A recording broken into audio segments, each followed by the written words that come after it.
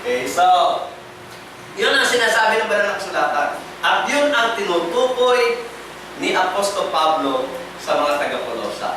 Huwag kayong mahirati rito. Ito ay anino lamang ng bagay na darating. At hindi lamang po yan binanggit ni Apostol Pablo sa Kolosas. Binanggit rin po yan sa Hebrews chapter 1 o chapter 10 verse 1. At ganito po ang ating mababasa. Okay. Ang sabi po ng banal na kasulatan ay ganito. Hebrews chapter 1.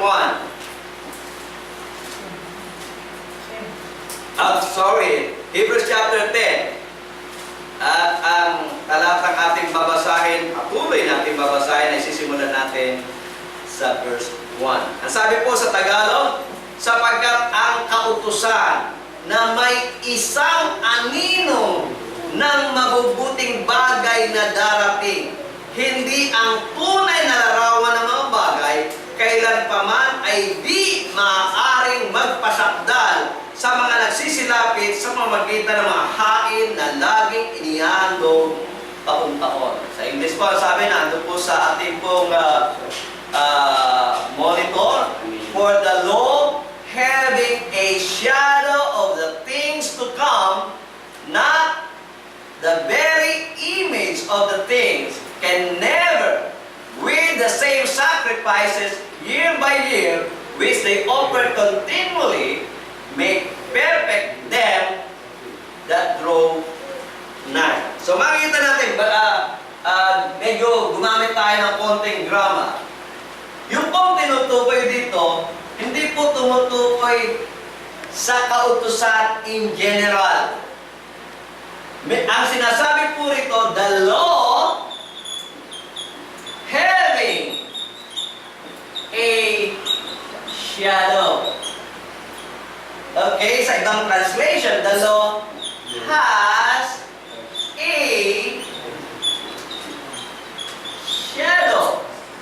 Okay? Na ibig sabihin, hindi yung kabuuan ng kautusan ang shadow, ang anino, kundi sa kautusan ito, meron ditong meron ditong nagiging shadow of the things to come.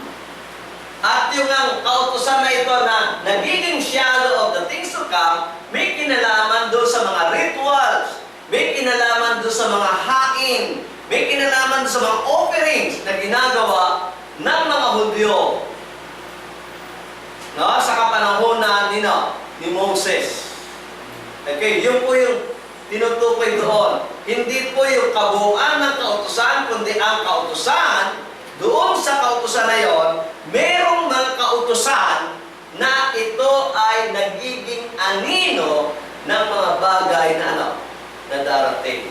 At tinutukoy ng sumula ng Hebreo, ang sabi po rito, sapagkat ang kautusan na may anino ng mabubuting bagay na darating, hindi ang tunay na larawan ng mga bagay.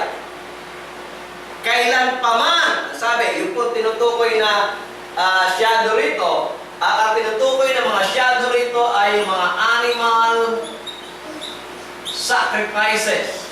Okay?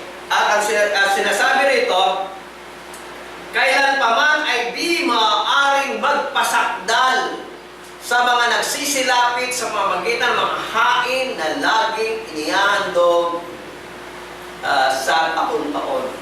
So, hindi ito makapagpasakdal. Yung mga hain na ito, merong tunay na makapagpapasakdal. At ang tunay na makapagpapasakdal, hindi yung anino, kundi yung Kundi yung realidad.